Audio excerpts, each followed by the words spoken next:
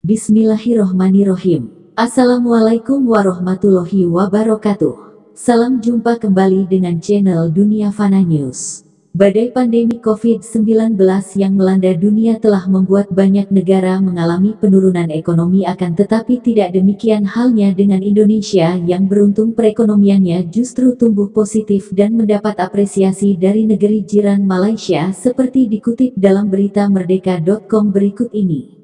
Menteri Investasi, Kepala BKPM, Badan Koordinasi Penanaman Modal, Bahlil Lahadalia terus mendorong terciptanya iklim investasi yang baik hingga ke pelosok daerah.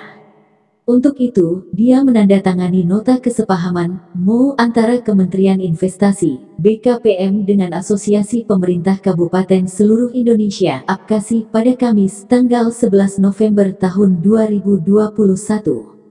Pada kesempatan tersebut, Bahlil sempat berbagi cerita tentang pertemuannya dengan Menteri Keuangan, Menke, Malaysia pada Kamis, 11/11 siang ini.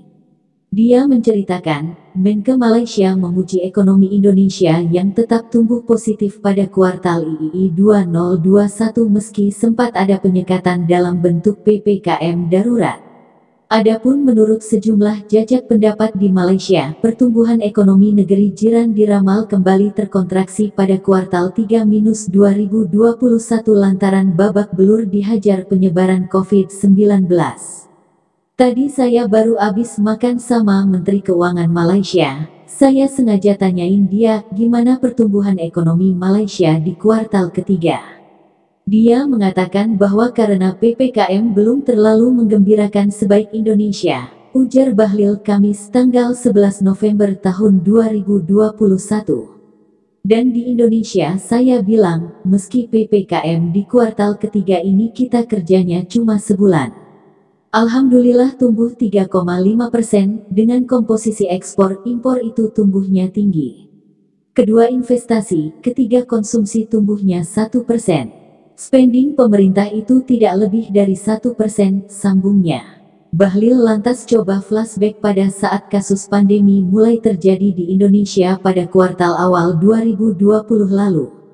Pada saat itu, dia menyebut tidak ada satu orang pun yang menduga krisis pandemi bakal begitu merembet hingga ke persoalan ekonomi hingga sosial. Di 2020 kita tahu proyeksi pertumbuhan ekonomi global termasuk Indonesia terkoreksi sangat dalam sekali.